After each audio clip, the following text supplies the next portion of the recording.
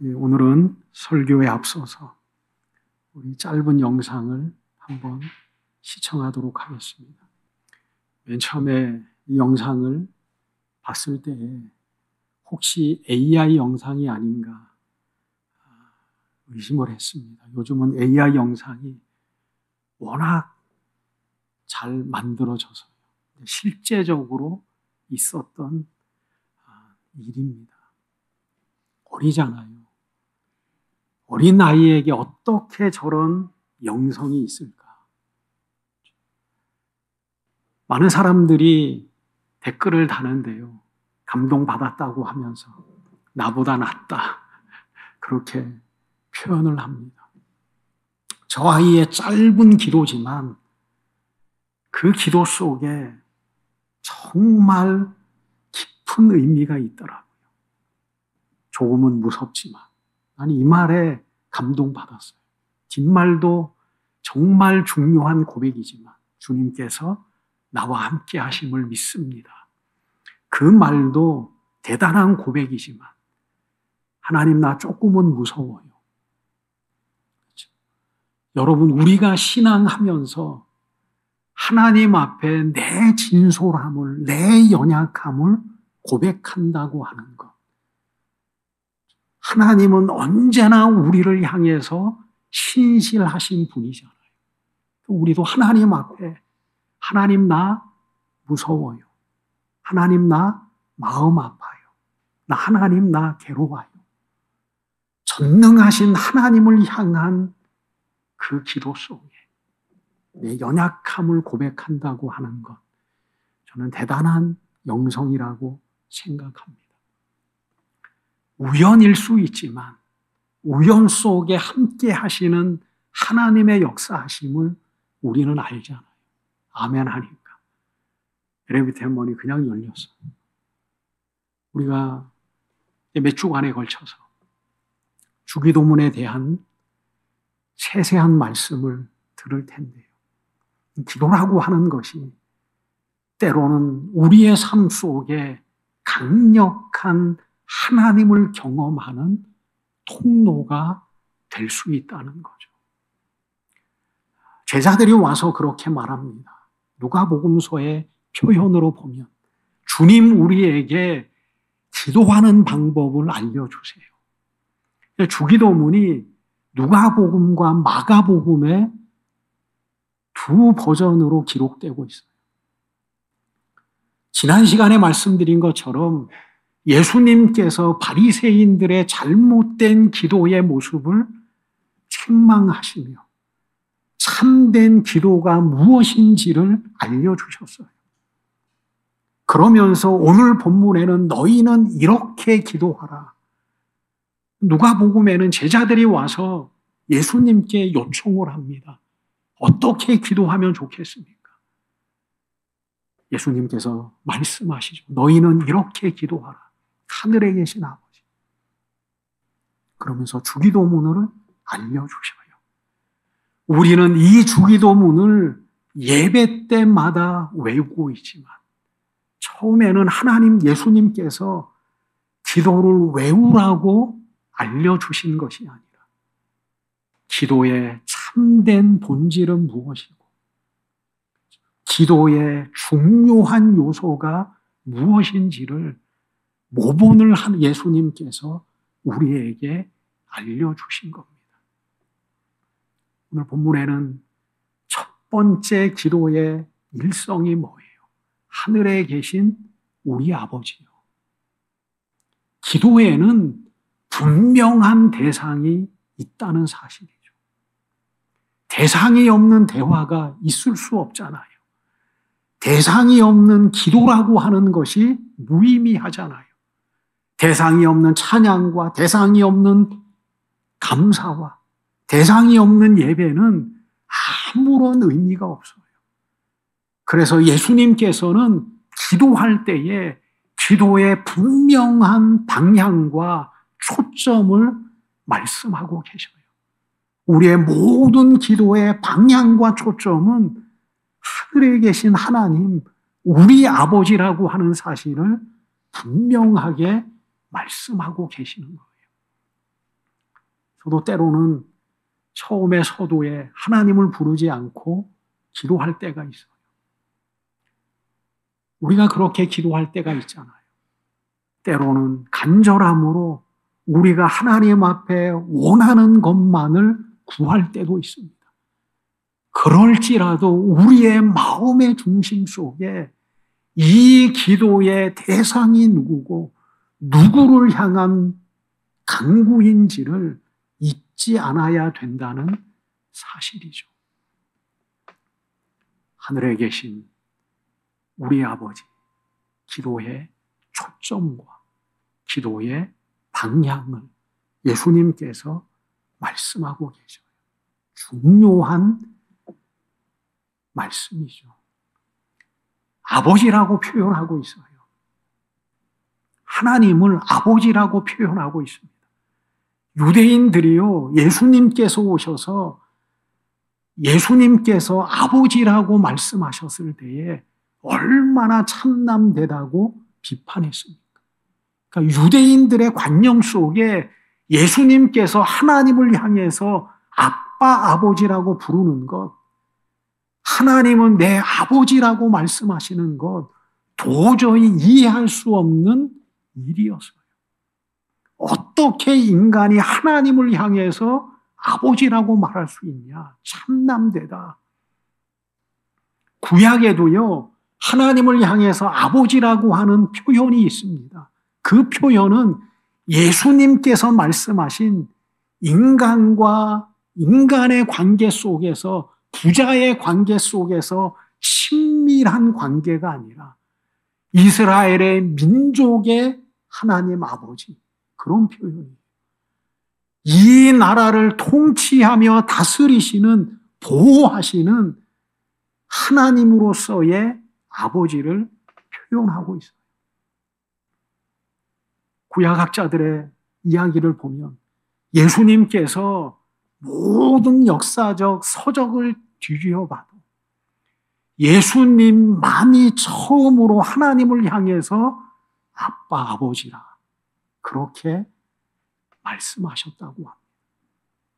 다른 종교에서도 자기가 섬기는 신을 향해서 친밀하게 아빠라고 아버지라고 칭한 그러한 일들이 드물다는 거예요. 예수님께서는 복음서를 통해서 170번이 넘는 그 말씀을 통해서 하나님을 향해서 아버지,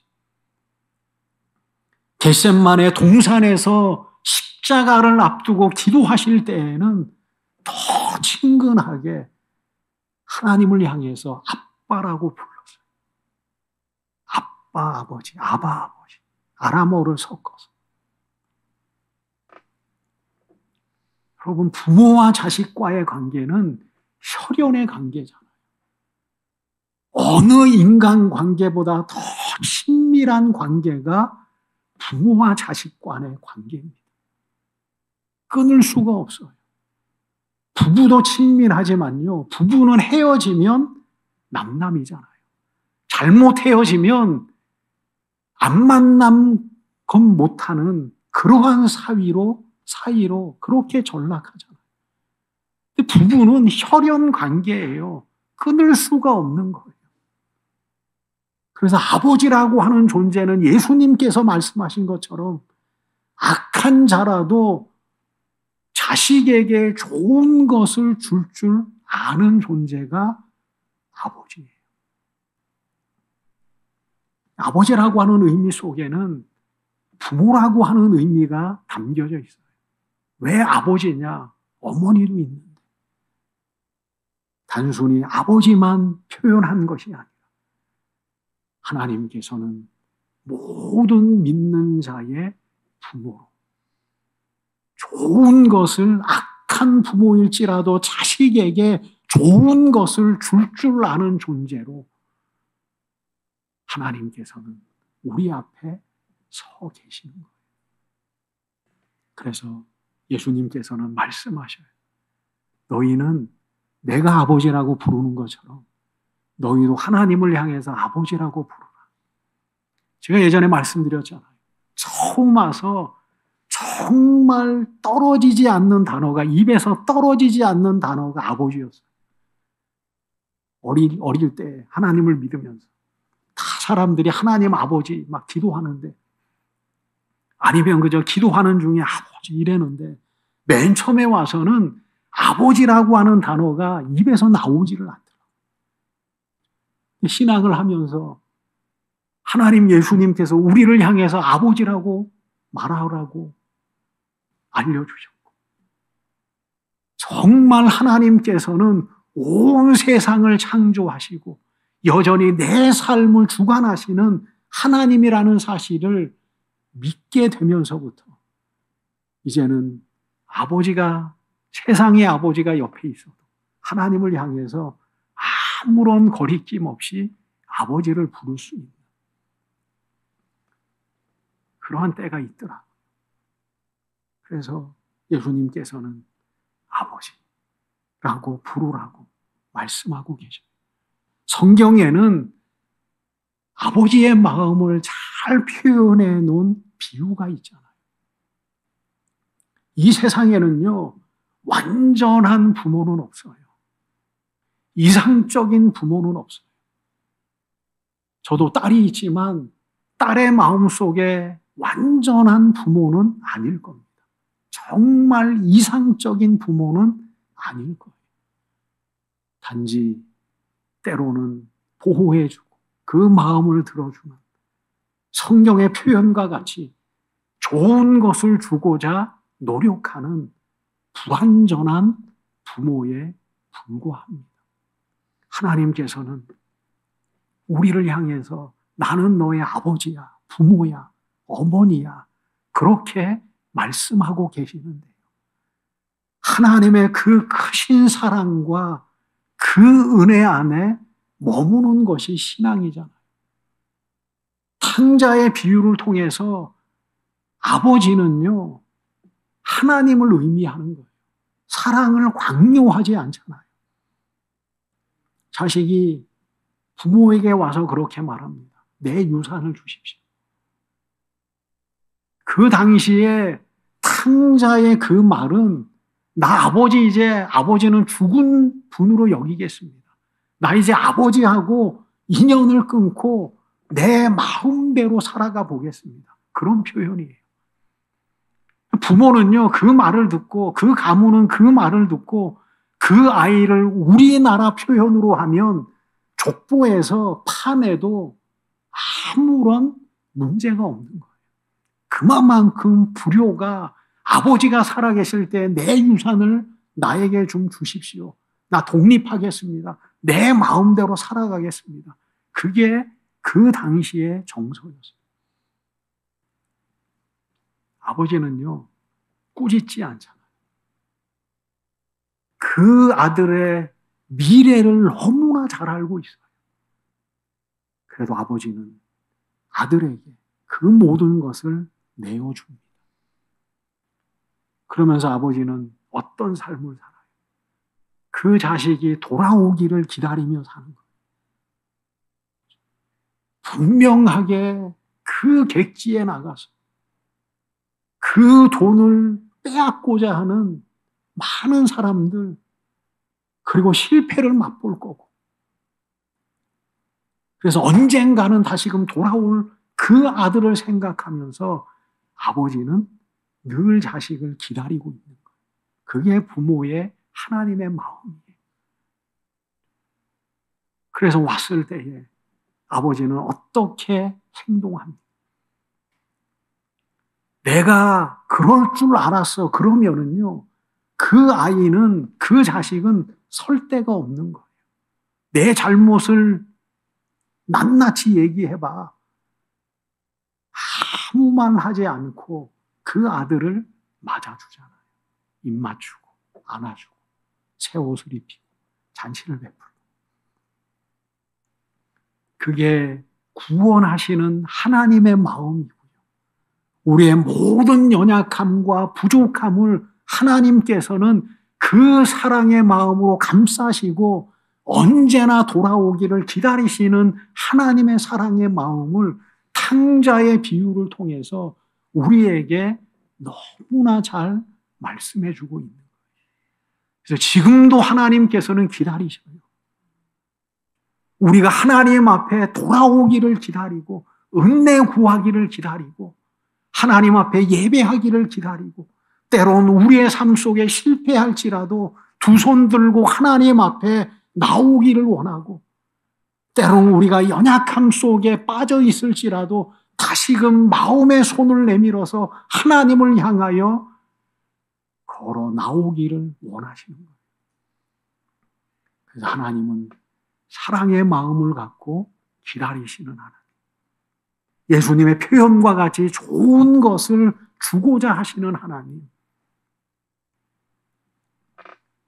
우리가 하나님을 아버지로 부르듯이 하나님께서도 우리를 자녀로 여기시기에 하나님께서는 그러한 은혜와 사랑의 역사를 나타내고 계시는 거예요.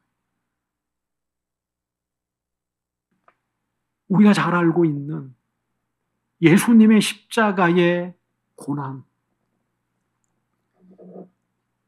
쉬운 게 아니잖아요. 높은 데 있으면 낮은 자의 마음을 이해하지 못해요. 권력자들은 아무리 그래도 저 아래에 있는 백성들의 아픔을 온전하게 다 이해하지 못해요. 하늘에 계신 하나님이잖아요. 스스로 존재하는 그 하나님께서 인간의 세상에 내려온다고 하는 것, 육체를 입는다고 하는 것, 인간을 위해서 십자가에 못 박히신다고 하는 것, 여러분 이거를 뭘로 설명하겠어요? 뭘로 설명하겠어요? 자녀를 향한 하나님의 사랑, 아버지의 사랑 외에는 뭘로 표현할 수가 있겠어요? 우리는 다 그 사랑을 이해하지 못해요. 얼마나 하나님께서 이 세상을 사랑하는지, 하나님께서 정말 이 세상의 구원을 완성하시고자 원하시는 하나님의 그 기쁨의 마음을 우리는 다 이해하지 못해요.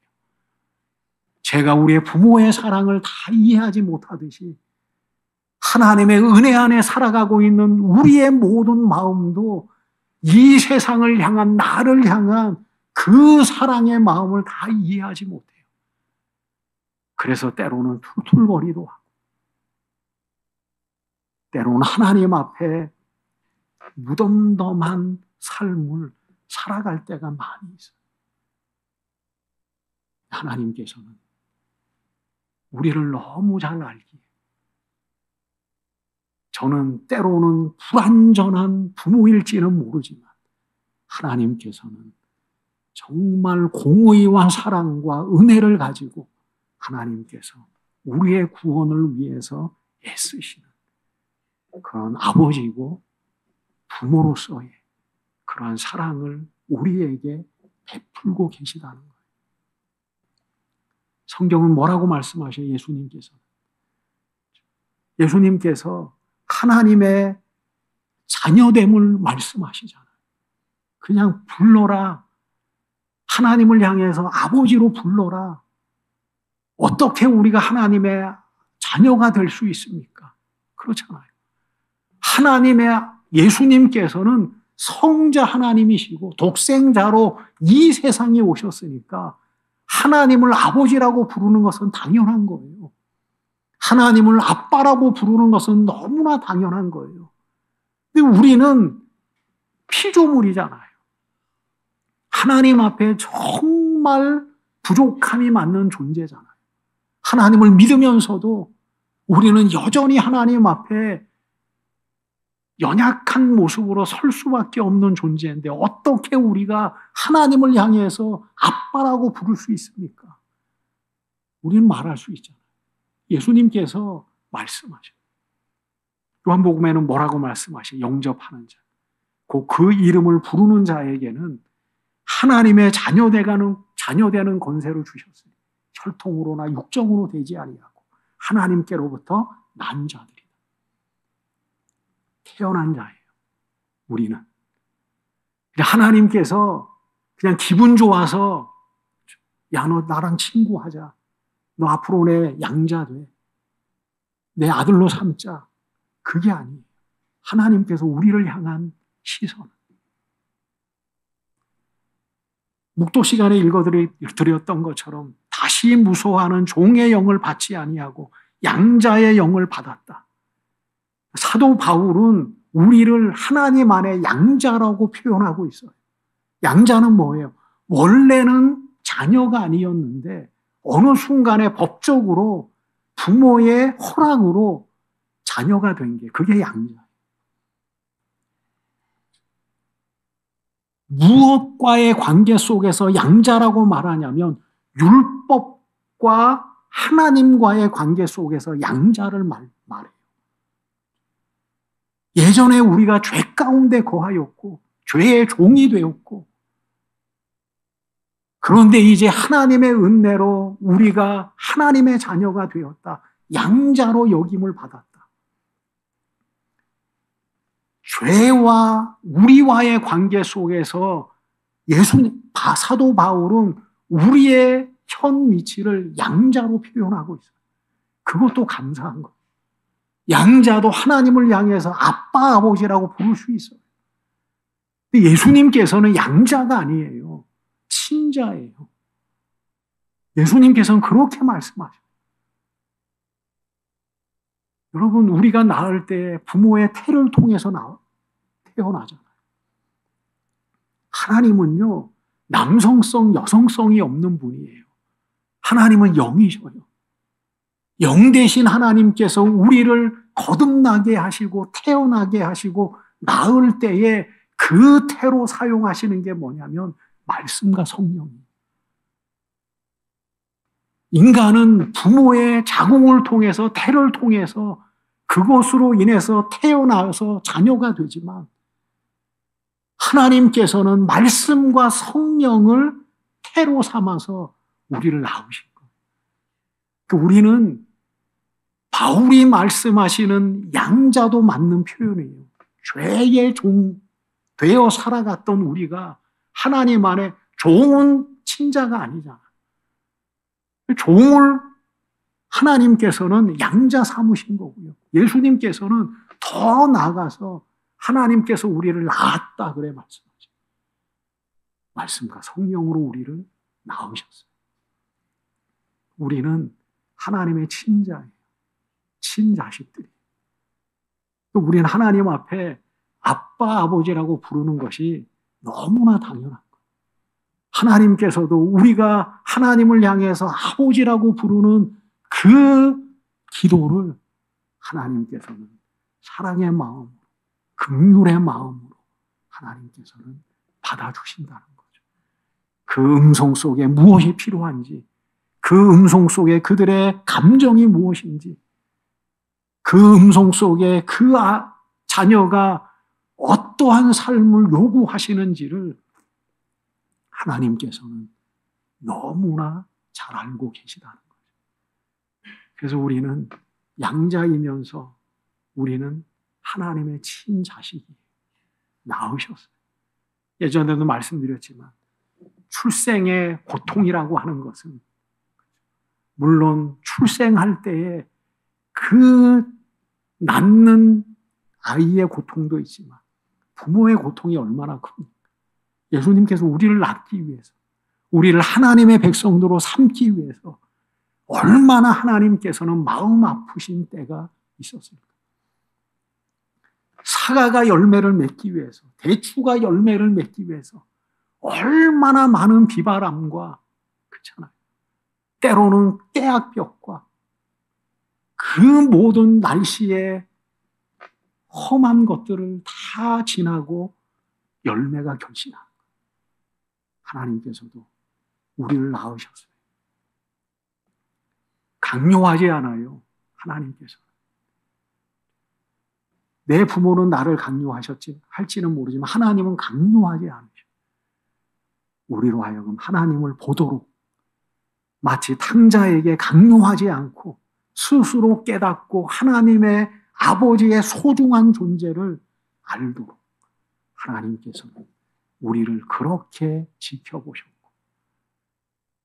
원하시는 순간에 우리로 하여금 아버지의 큰 사랑을 알게 하셨어요.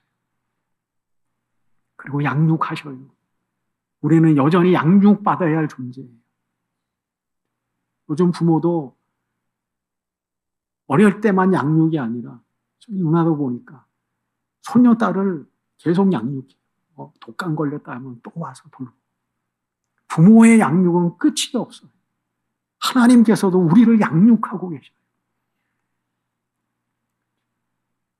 그래서 교회를 양육하고 우리를 양육하고 광야의 40년간의 과정이 그 과정이잖아요. 40년은 분명하게 필요했어요. 일주일 만에 가나안 땅에 들어갔다고 하면 과연 그들이 하나님 나라의 그 영광을 지켜나갈 수 있었을까? 하나님이 정말 우리 민족의 하나님이라고 하는 그 의미를 그들이 알았을까? 40년간의 광야의 과정을 통해서 하나님께서 그들을 양육하셨어요. 왜 만나를 주셨냐? 하나님의 말씀대로 살아가는 삶을 알려주기 위해서. 그들을 시험하고 그들을 하나님 안에 가르치고 그들을 양육하기 위해서 광야의 40년간의 과정을 하나님께서 그들에게 허락하셨어요. 하나님은 교회를 양육하시고 우리를 양육하시고 그리스도의 장성한 분량에 이르기까지 우리는 늘 하나님 앞에 성장하고 완성되어지고 자라나는 그 믿음의 삶을 하나님께서는 우리에게 허락하고 있어요. 우리는 하나님의 양육 안에 살아가고 있어요. 때로는 시련을 통해서 양육하시고 때로는 고통을 통해 양육하시고 때로는 예배를 통해서 때로는 기도를 통해서 우리의 삶의 모든 과정을 통해서 하나님은 양육하시고 그래서 하나님께서는 우리가 에베소서의 말씀과 같이 하나님을 아는 것과 하나님을 믿는 것이 하나 되어서 온전한 사람이 되기를 원하시고 그래서 그리스도의 장성한 그 분량에 이르도록 하나님께서는 우리를 도우고 계셔요.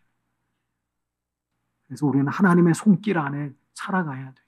그래야지 하나님의 나라의 거룩한 백성으로 양육될 수 있어요. 요한계시록 21장에는 예수님이 오심으로 완성되어진 하나님의 나라가 임하고 있잖아요.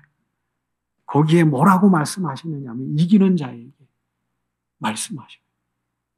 예수님이 오셔서 종말을 이루어 나가실 때 이기는 자에게 내가 그들을 아들 삼을 것이다. 나는 하나님이 되고 그들은 아들이 될 것이다.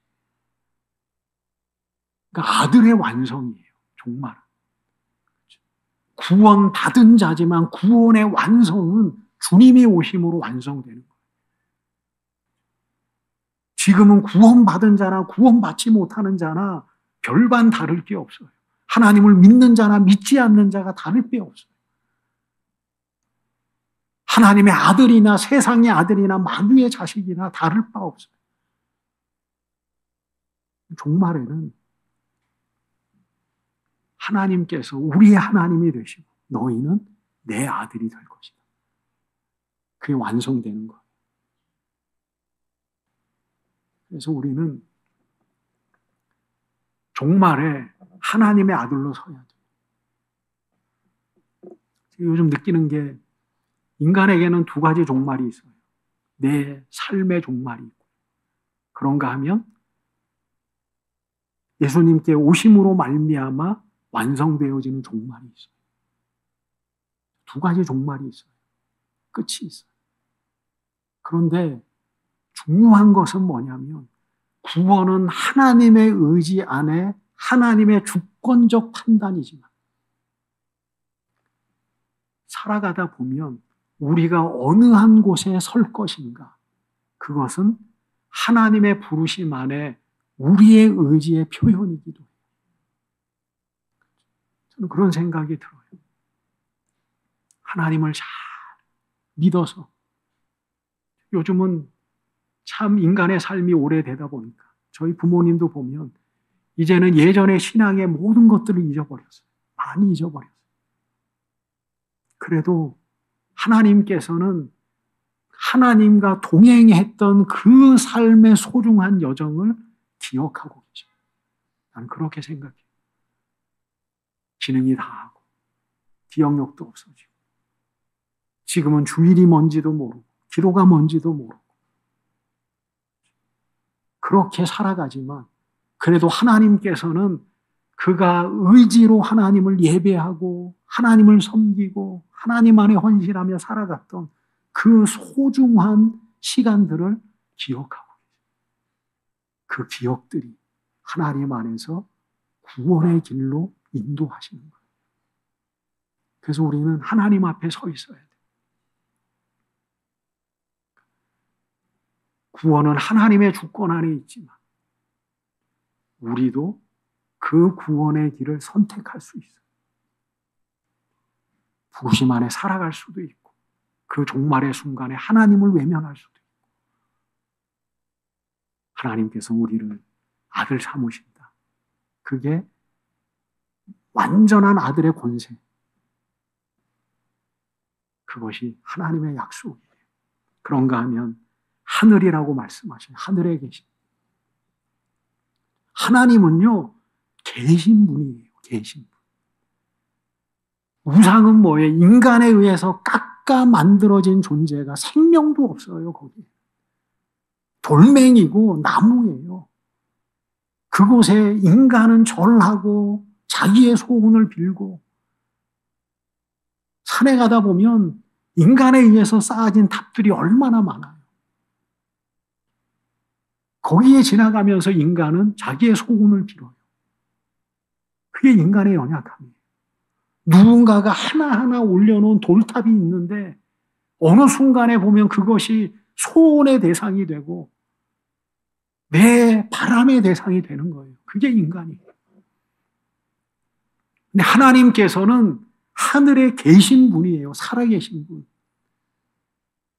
그래서 기도라고 하는 것은 하나님과 대화예요. 존재하지 않는데 무슨 대화가 되겠어요? 내 소원을 돌에게 빌든 산에게 빌든 대화할 수 없는 존재가 무슨 신이 되겠어요? 그것을 깎아 만들고 그것을 세운 사람하고는 대화가 될지는 모르지만 그 돌멩이와 나무와 그 조각들이 어떻게 인간과 대화할 수 있고 그 예배를 받을 수 있고 그 기도를 담을 수 있겠어요? 하나님은 살아계신 존재, 하늘에 살아계신 존재, 이 세상을 창조하신 존재, 하늘에 계시면서 온 세상에 우리와 더불어서 함께 하시는 분이 하나님이세요. 하나님의 편재성 이래 말하잖아요. 어느 곳에 계신다는 거. 한 군데에 계신다고 하면 온 세상의 인구들이 한 번은 모두 모여서 예배를 드려야 돼요. 하나님 얼마나 바쁘시겠어요. 교회가 우리나라만 해도 수천 개인데 11시만 되면은 수많은 교회가 예배를 드릴 텐데 흩어져서 기도하면은 여기저기서 하나님을 향해서 아우성일 텐데 하나님은 온 세상에 유효하신 분. 공간을 뛰어넘고 시간을 뛰어넘어서 계신 영원하신 분. 하나님의 그 존재 속에는 시간이 존재하지 않은 영원히 거하고 있어요. 그래서 우리가 얻을 것도 영원이에요. 하나님 안에. 그래서 성경은 뭐라 하냐면 하늘에 올라갈지라도 거기 계십니다. 스올의 자리를 펼치라도 거기 계십니다. 하나님. 하늘에 올라갈지라도 하나님은 거기 계시고 스올이라고 하는 것은 저 땅 밑바닥 거기에 계실지라도 하나님은 거기에 계십니다. 우리가 고통 중에 있을지라도 하나님은 그 가운데 계시고 우리가 하나님 안에 은혜 안에 기뻐하며 뛸지라도 그 안에 함께 계시는 분이 하나님이셔요. 그래서 믿고 기도하는 거예요. 하늘은 하나님의 보좌가 있는 곳, 인간의 존재하는 이 세상과는 다른 초월적 장소가 하늘이지만 하나님은 하늘에만 계시는 게 아니라 여전히 우리와 함께 하시고 이 세상 속에 거하시는 분이 하나님이시죠. 그래서 우리의 신앙은 하나님을 알아야 돼요. 하나님을 알지 못하는 예배, 하나님을 알지 못하는 기도, 하나님을 알지 못하는 찬양, 그것은 지난 시간에 말씀드린 것처럼 중언부언의 종교적 삶에 불과하다는 거죠. 언제나 우리의 신앙이 하나님 안에 초점을 맞추고 하나님 안에 방향성을 맞추어서 살아가는 저 여러분들이 되시기를 축원드립니다.